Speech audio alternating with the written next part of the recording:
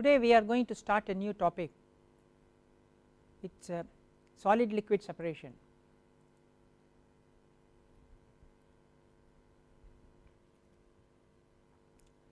This is generally the first step in a downstream process. It can happen immediately after the fermentation or just after a biotransformation. If you look at fermentation, you are going to have dead biomass, cell debris, salts, especially salts which has precipitated out, there could be suspended solids. So all needs to be removed. We do not want to go into any other downstream without removing all these. Hence solid liquid separation takes place at this particular stage.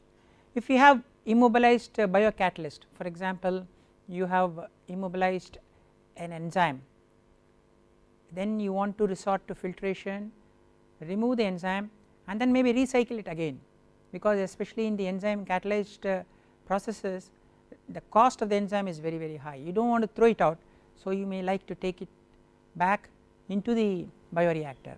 So in such situations also you would like to resort to solid liquid separation. If your product is inside the cells, that means if it is intracellular, then your medium or the broth is of no interest for you, it is the cells which are of interest for you. So in such a situation you need to harvest the cells, that means collect all the cells and then resort to cell breakage, which we talked about in the past 2 lectures and so on actually. So in such a situation you are interested in the cells and not in the liquid. So if your products are in the extracellular, you are not interested in the cells, but you are interested in the extracellular medium.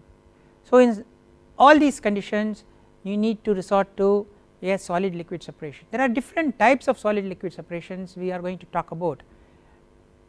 You must have heard about things like sedimentation, settling, flocculation, filtration, centrifugation, and in filtration you have different types of filtration techniques. Similarly with centrifugation you are going to have different types of centrifugation techniques. So we will look at each one of them slightly more in detail in the next course of the lectures. Let us look at something called sedimentation. So what are you doing in sedimentation is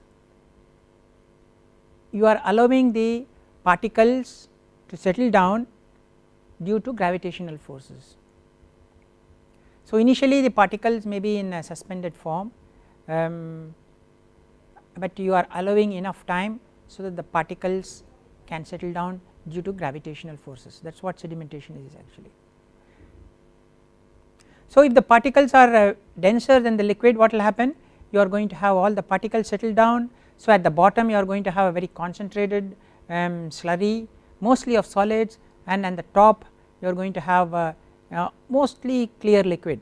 So that is called supernatant,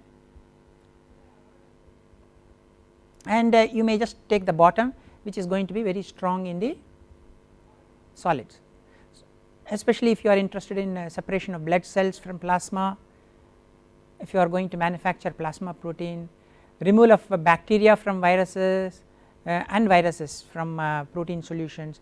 In such situations you are going to resort to this type of sedimentation.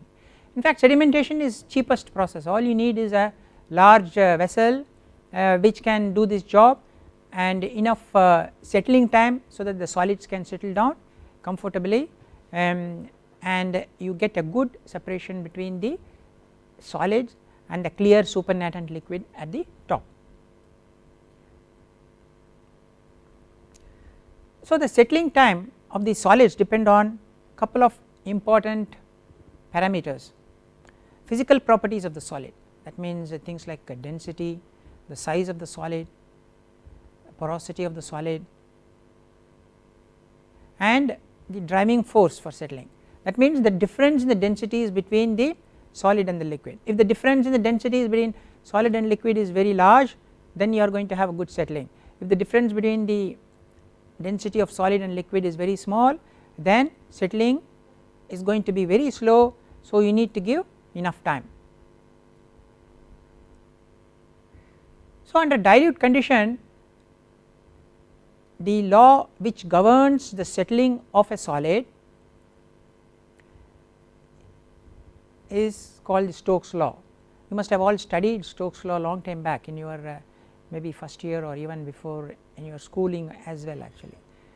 So Stokes law gives you an idea of the terminal settling velocity of a solid particle suspended in a medium under dilute condition.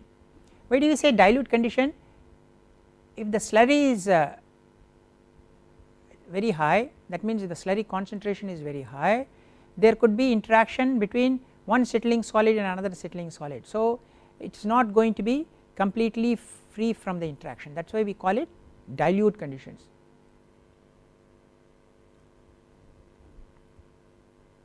So what are the various forces that are acting on a solid which is freely suspended in a liquid?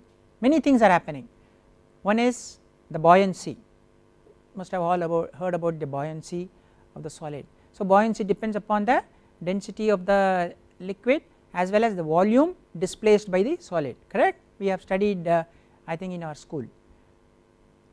Then there is a drag force, the force which is trying to slow down the movement of the solid, and this depends upon the surface area of the solid, correct? And then when the solid is settling, why is it settling? It is because of the gravitational forces. So if all these match, then we are saying that the solid is reaching a terminal settling velocity. So as soon as a solid enters a large liquid medium, it is not going to reach a terminal settling velocity, but once all these forces balance, it is going to reach a terminal settling velocity, and that velocity is going to be constant. That determines how long the solid will take to reach the bottom of the vessel. So why is it important? Once I know what is the terminal settling velocity, and if I know the size of my vessel, that means if I know the height of my vessel, I will know how long it will take for the solid to reach the bottom. So I can decide that I should carry out the sedimentation or settling for so many minutes or hours depending upon the terminal settling velocity and the dimensions of my vessel. So if you balance all this, you get a relationship which is shown above, and this is based on your Stokes law. This is the terminal settling velocity V on the left hand side, and then we have many terms on the right hand side which determines the terminal settling velocity. The d, the small d, is the diameter of the particle,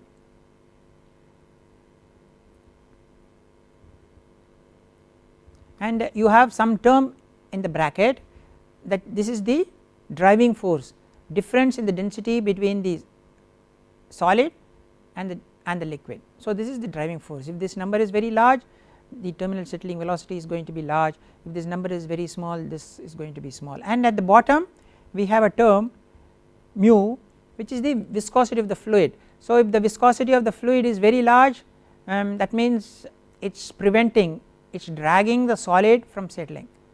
So if the viscosity of the fluid is very low, then it will settle down nicely.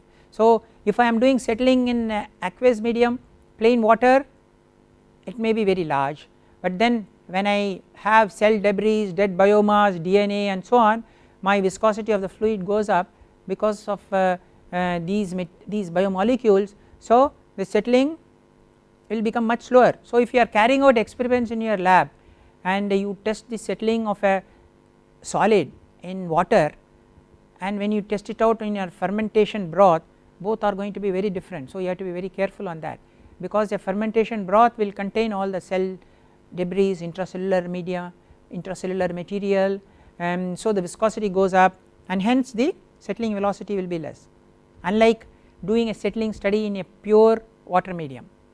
Okay.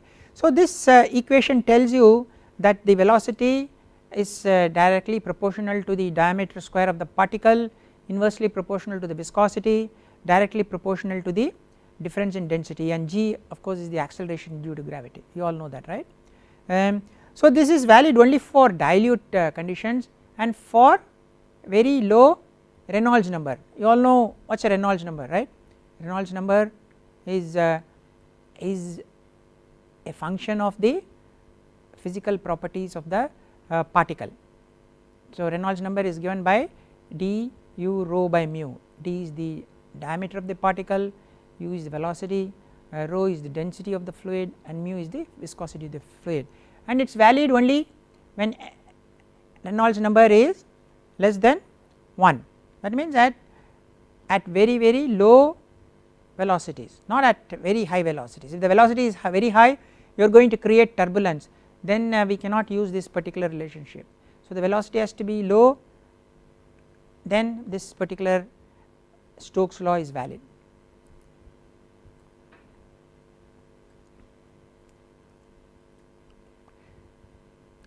Okay, this is with respect to settling taking place under the influence of gravity.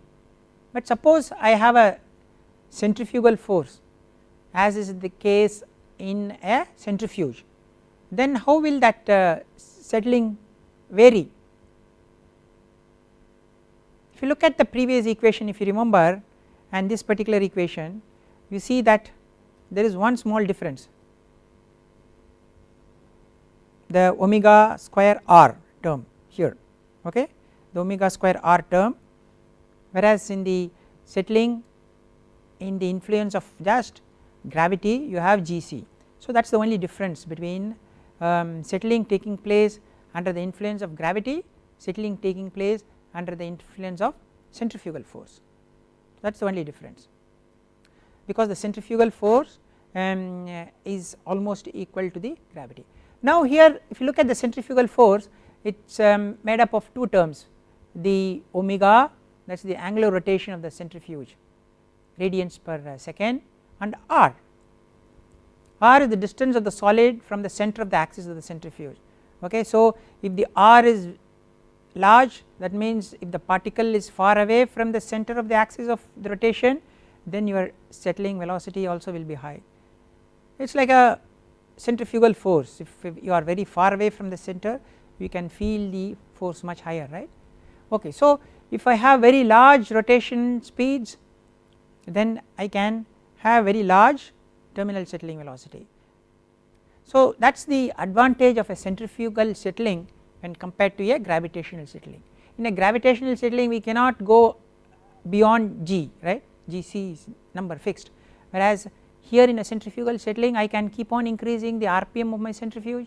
So by increasing RPM of my centrifuge, my omega goes up, so I can achieve very high terminal settling velocity. That is why in my laboratory generally I do not do gravitational separation of cells and broth, I use a centrifuge. By doing that I am creating very large force, so that the separation velocity is very high, understand. So there is something called a sedimentation coefficient, which is a function of all the material properties which we talked about actually, okay.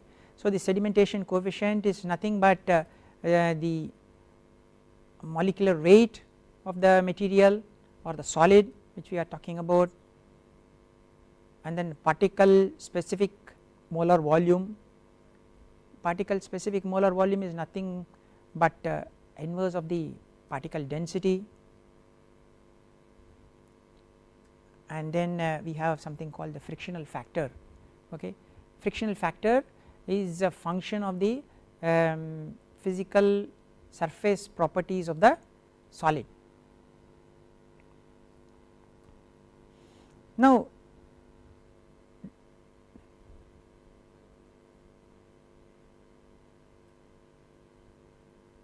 so the sedimentation coefficient of a particle in a liquid medium can be expressed in terms of many operating parameters in a centrifuge. For example, if I do it in a centrifuge separation, and it is depend upon the omega, the r is nothing but the distance of the particle from the center, and v is the sedimentation velocity. So the sedimentation coefficient differs when I am performing the settling under the influence of gravity or when you have a centrifugal force taking place actually. Okay, there are several sedimentation coefficient values that are given for a wide range of material. Okay, for example, if you see cytochrome C, sedimentation coefficient is about 1.1 second, collagen you are talking about in terms of 6 seconds, if you are talking about tobacco mosaic virus 198 seconds, human serum albumin you are talking in terms of 4.6 seconds. Okay, so you can see large variation in sedimentation coefficient, almost starting from 1 second going up to around 200 seconds. So there is a 200 times difference in this sedimentation coefficient. So the sedimentation coefficient also determines the terminal settling velocity, as I had mentioned before actually. So sedimentation coefficient determines the terminal settling velocity. So in a settling tank, what do? You introduce a feed slurry which contains solid as well as the liquid, and there is a large tank, and you allow the solids to settle down based on the terminal settling velocity. The solids will take so much time from the top and reach the bottom. So in the bottom you are going to have concentrated solids which can be slowly discharged, and at the top we have the supernatant which will be mostly clear liquid which can be taken up, and then you can do other downstream operations. So this is a simple setup for performing a settling operation or a sedimentation operation. So you do not need extra energy to carry out this particular unit operation, and you do not need any fancy equipments also for carrying out this unit operation. So that is why it is advantageous, but then you need to put in lot of time because the settling takes place because of the gravitational forces. So the terminal settling velocities are also much less, hence time also is much higher, unlike a centrifuge where you can achieve very high settling velocities because of the omega square r term coming instead of the gc term coming in settling in a gravitational situation. Now another technique for separating solids and liquid is called flocculation. So when you have particles, very small particles, 0.1 micron size particles, they do not seem to come closer and agglomerate, but they seem to be moving around inside the liquid medium because of the electrostatic forces and electrostatic repulsions. So because the particles are so small, they do not get enough terminal settling velocity for them to settle down. So that is a big problem. So what do? You need to neutralize these electrostatic forces. So if you can neutralize these electrostatic forces, they can come together, they can collide with each other, and they will start agglomerating. Once they agglomerate, they can settle down nicely if they are very heavy, or they can form big lumps and stay on the top of the liquid medium itself. So they form flock, or sometimes they are also called flakes. So the flocculation is not exactly like precipitation. There is a difference between flocculation and precipitation. Precipitation happens when the concentration of the solid matches with the solubility. So beyond that value, whatever is present will come out as a solid in the liquid medium.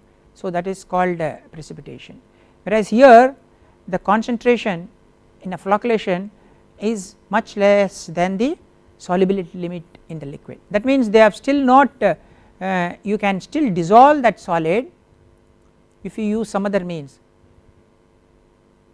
The liquid medium has not reached its saturation limit for the solid actually.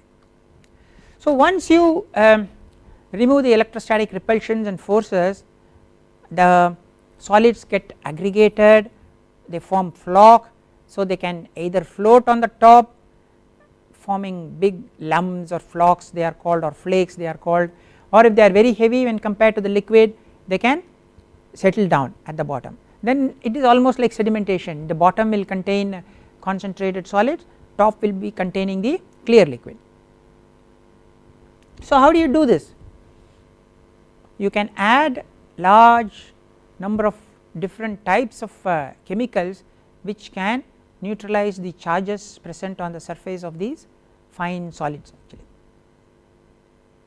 So during the flocculation process two things happen, neutralization and bridging. So these are two different mechanisms that take place during this process actually. So you can also call it agglomeration, you can also call it coagulation. So all these names are synonymous to each other actually. So many flocculants has been tested, and depending upon the type of solids you are processing you can use different types of flocculants. So when you say type of solids, the type of charges that are generated by the solid surface, you use different types of flocculants actually. So they are generally chemicals.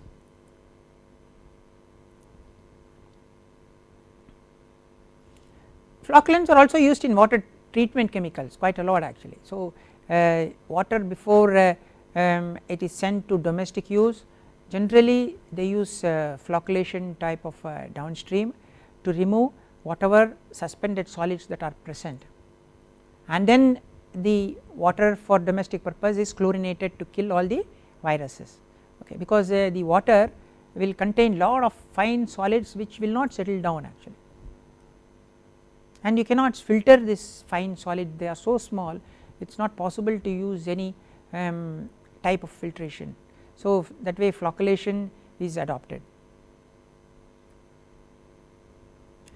So generally these flocculants are multivalent cations of aluminum, iron, calcium, magnesium, so lot of multivalent. So it can be even acids, bases, simple electrolytes, photoelectrolytes, all these they all promote coagulation and they also help the flocculation of the broth if you are performing downstream after a fermentation operation.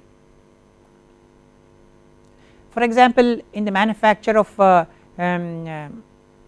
ethanol, after the fermentation you will find suspended solid and which will be just floating, and it will not settle down because of the size as well as because they are lighter.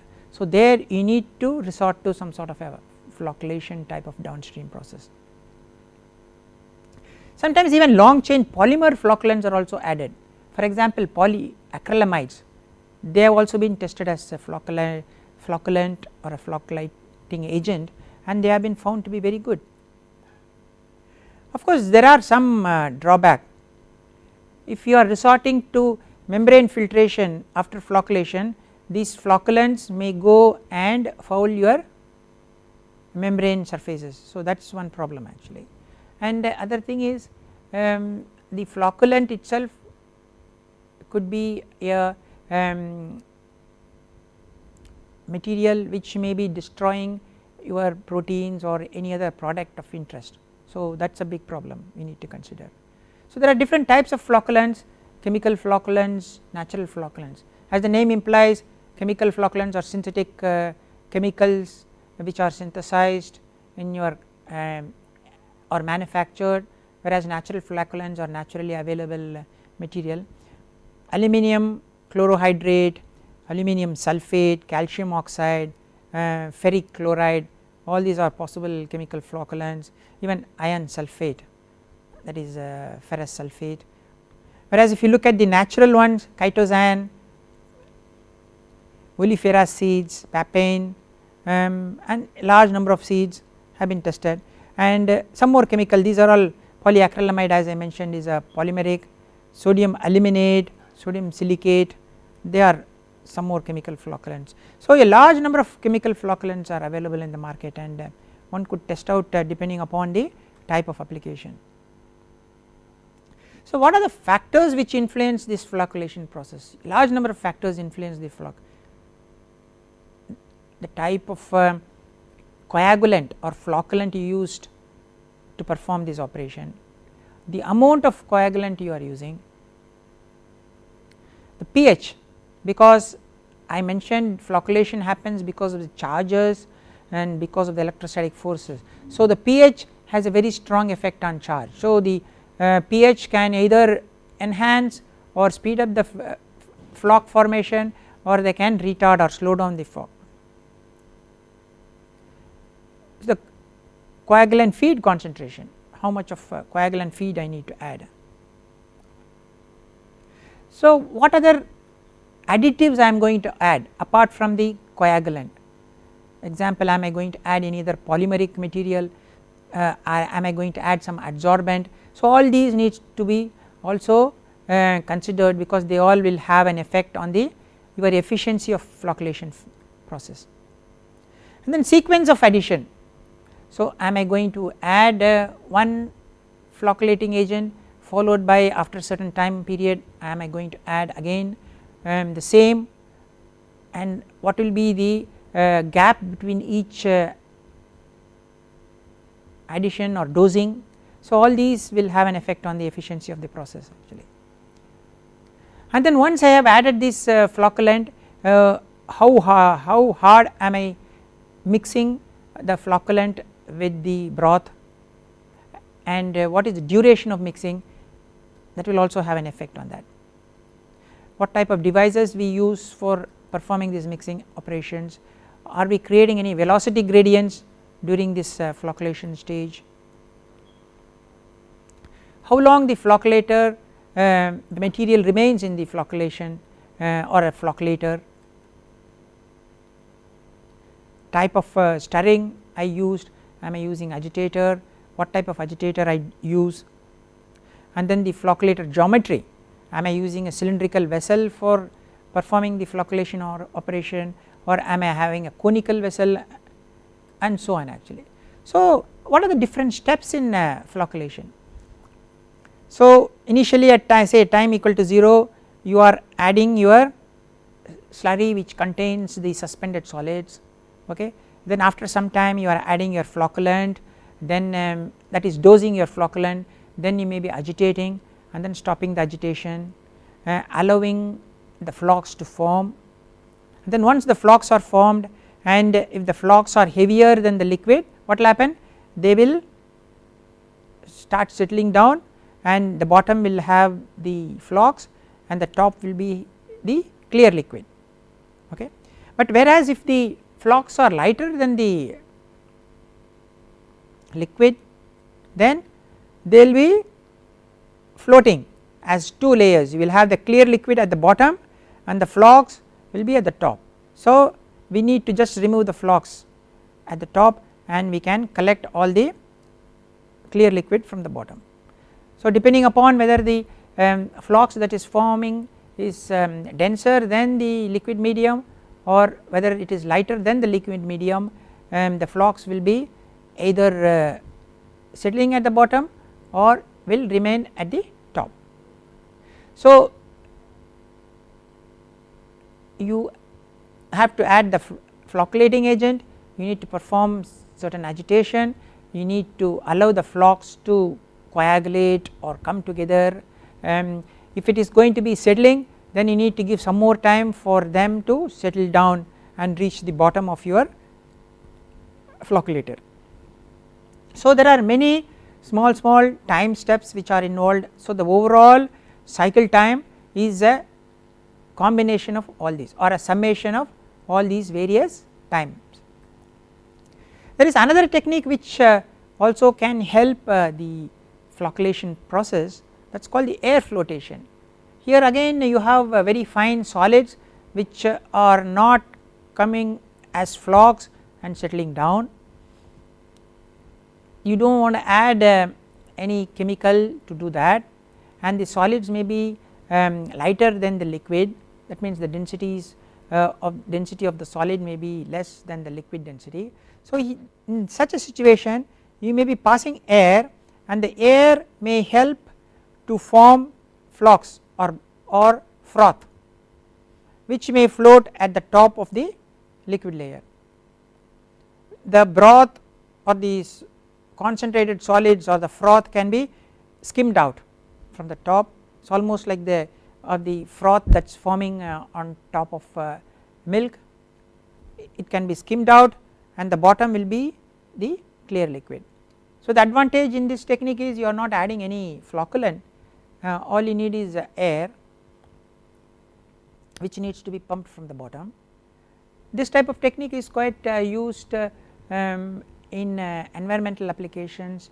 If you want to remove solids which are not at high concentrations and which are very light.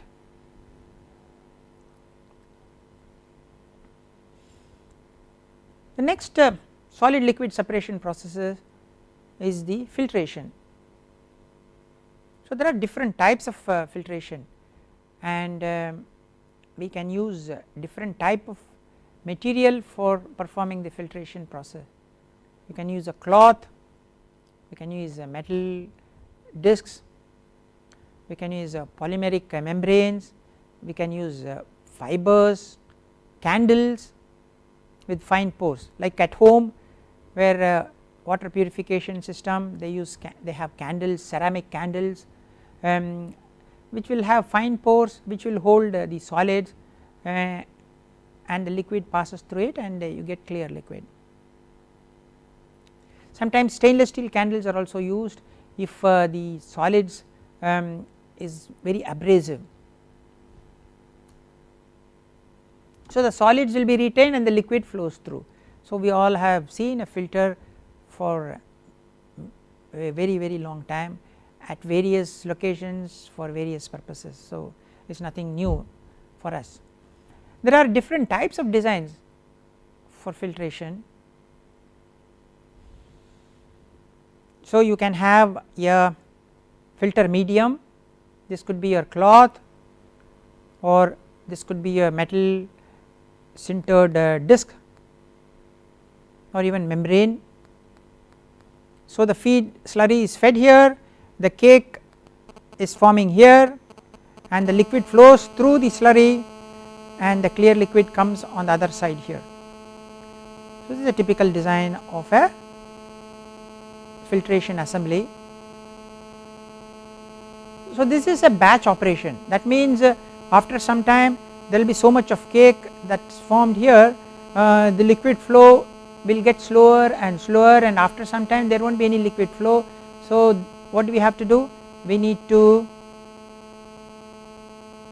stop the filtration process and we need to clear the surface of your cloth and then restart the whole process once again actually. Okay. Another design, this is called a plate and frame design. That means we have plates here and we have the cloth which is supported between two plates. So the slurry flows through it and the solids are retained and the clear liquid flows. So this is called a plate and frame. So I can have many plates and frames in parallel so that I can perform this particular task on a higher scale. The third design is your candle filter. This is almost like the setup which you may have in your household. Okay. So you have a candle, a porous candle, it could be a ceramic, it could be even stainless steel. So the feed slurry comes in and then the liquid flows through, solids are retained because of the size of the pores and the clear liquid goes down. So you see different designs of filtration where you can separate solids and liquid. In all these designs if you see, once the amount of solid buildup is very high, liquid flow will stop, then you need to clean the surface of the filter so that you can again start the process once more. So it is almost like a batch operation, it may run for 1 day, 2 days, 3 days, even 10 days, and after that you need to clean your filter surface. So this depends upon the the concentration of the solids present in your slurry. There are two ways by which I could do this job. I can do it through pressure or I can do it through vacuum. So for example, this is your filtration assembly. I have the filter medium here and I am feeding the slurry at high pressure. So the cake is formed on top of my filter medium and the clear liquid is flowing down. So I can increase the pressure of the pump, thereby I can force more liquid to flow through. In this design I am applying a vacuum on the downstream of the filtration setup. So I have the filter medium here, the slurry comes here, the liquid is sucked by the vacuum pump present here and the cake settles down at the top. So I can increase the vacuum so that I can force more liquid to flow through the filter. So this is a pressure system and this is a vacuum system. So the amount of pressure I can apply depends upon the filter medium. If I am using a cloth might not be able to take very high pressure, whereas if I am using a stainless steel filter then it may take up very high pressure. So I can apply very high pressures if I have a stainless steel type of filter.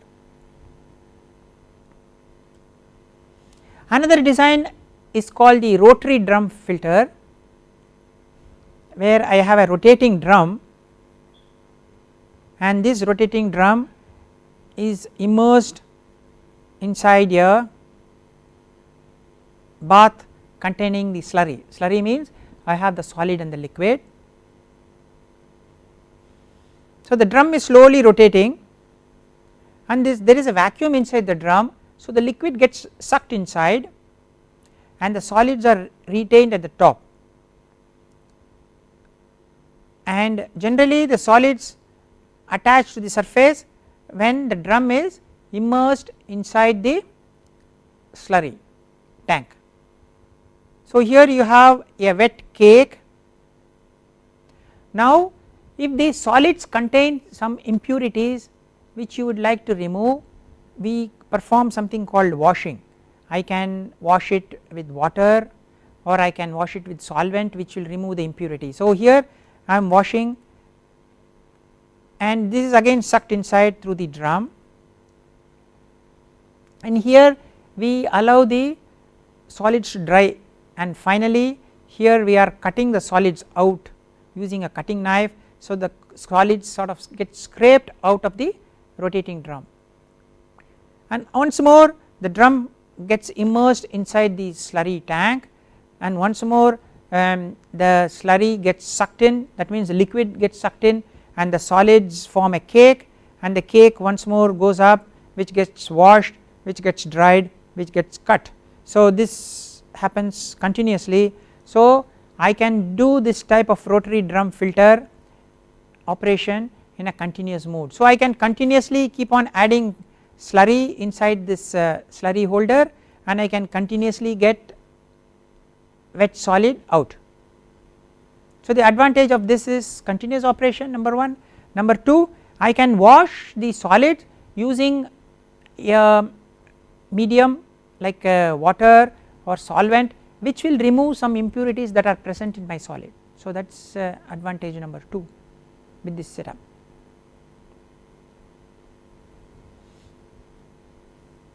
We are going to talk about each one of these unit operation in more detail, and we will also look at the design equations for designing this type of setup. Let us also look at some more solid liquid separating units. The next one is a tubular bowl centrifuge. This operates based on centrifugal force. So you have a ball inside which rotates at very high RPM. So you are sending in a feed slurry which contains both your solid and the liquid, and because this is rotating and the solids face a centrifugal force, so they are thrown out and they form a cake at the surface of this cylindrical vessel, and you get the clear liquid out here. So the rotating bowl starts slowly collecting the cake. So once the cake is built up, you need to stop this particular unit operation and you need to remove all the solids. So this is called a bowl centrifuge. This is good for very dilute slurry solutions, not for very concentrated slurry solution, because the cake buildup will be so fast, you need to stop, start, and so on actually. So this is very good for dilute solutions. This is called a tubular bowl centrifuge. So you have a long tube which rotates at a very high RPM, the solids attach to the walls of this rotating cylindrical tube and the liquid flows out. The next design is called the disc stack centrifuge.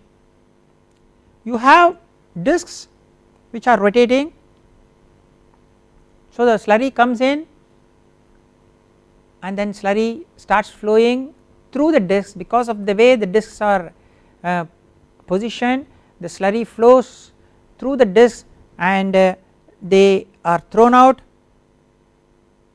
The solids, because of the centrifugal force, reach the outer layer surface of the centrifuge and they are collected, and the liquid flows from the central shaft or the central portion.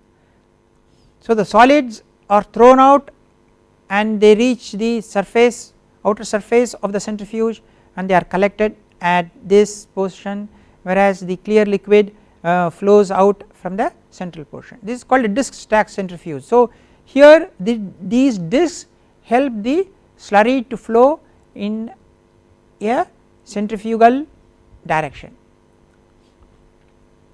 So there are two types possibly on centrifuges. One is the bowl centrifuge, which is a cylindrical bowl, and the other one is the disc centrifuge, which has got discs located positioned in certain angle, so that the liquid flows and then the solids settle down or remain at the outer portion of the centrifuge and the liquid flows out from the central portion. You can also use a centrifuge for filtration also, that is called a centrifugal filter. So what you do is, if the cylindrical surface of the centrifuge has fine pores, so as soon as the liquid and the solid reach the cylindrical portion, the solid will get retained, whereas the liquid will flow through these pores and come out.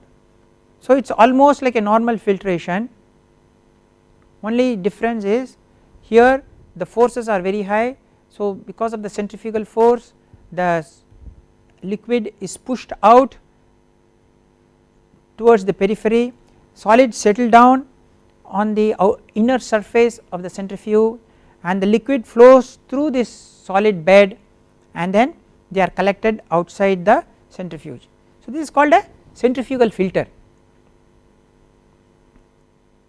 So the advantage of centrifugal filter, we can process more slurries, because unlike a normal filter, here the amount of driving force you can achieve will be much higher when compared to a normal filter, because in a normal filter, if it is a pressure filter, you are applying certain pressure, whereas here we are talking about very high gravity, very high centrifugal forces that can be achieved. And also if you have a very large diameter centrifugal filter, if the diameters are large, again the centrifugal forces also will be very large. So you can achieve very high driving force in centrifugal filter.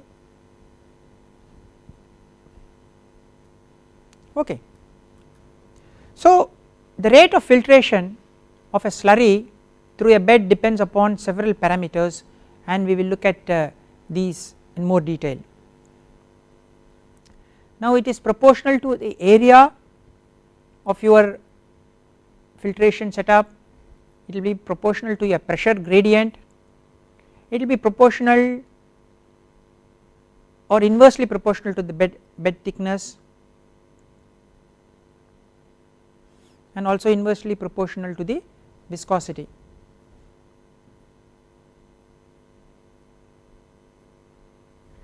So the rate of filtration or the velocity of the liquid flowing through the bed will be proportional to your delta P, and it will be inversely proportional to your viscosity and bed thickness, and this is called the Darcy's law. This is a very simple law, and it does not consider many parameters, it just considers it as an ideal situation, and it comes out with a relationship called V is equal to K delta P divided by mu Bd. So K is a constant, delta P is a pressure drop across the bed, and Bd is your bed thickness. So if I know the K, I will be able to calculate the velocity through the bed. So that is the main advantage of having a Darcy's law, and if I know the velocity through the bed, that means I can calculate the throughput through the bed. As you can see, it is inversely proportional to viscosity, that means if the viscosity of the medium is very large, my velocity is going to be very slow, that means my throughput will be very slow, and again if the bed thickness is very large, my velocity is going to be very low. Of course this is valid only for Reynolds number less than 5. I talked about Reynolds number. Reynolds number is a number which is a term describing the physical properties of the medium as well as the solid. So it is generally defined as the diameter of the solid, the velocity, the density of the fluid divided by the viscosity of the fluid. Here you have one extra term coming here, 1 minus epsilon. Epsilon is the porosity of the bed which comes into this, but normally Reynolds number will be diameter of the solid multiplied by velocity multiplied by the density of the fluid divided by the viscosity of the fluid. But here we are also considering the porosity of the bed because the liquid is flowing through a porous bed, so the porosity term also comes in here. Okay. Now this Darcy's law is valid only when you have Reynolds number less than 5, otherwise it is not valid. Okay. Now we have the velocity of liquid through the bed. Now we want to calculate the throughput through the bed. How do we go about doing that?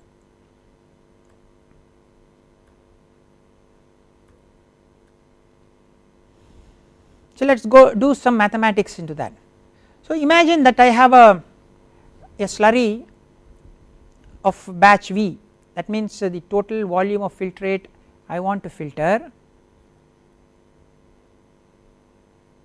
then the average rate of filtration will be dV by dt, correct. So I want to filter so many liters of liquid in so many hours, okay. So many liters divided by so many hours gives me the average rate of filtration. In reality it will not be constant because initially filtration will be small, as you keep accumulating solids the filtration will be slow, but we will take it as an average filtration rate, so it is dV by dt. So the velocity will be equal to rate divided by area,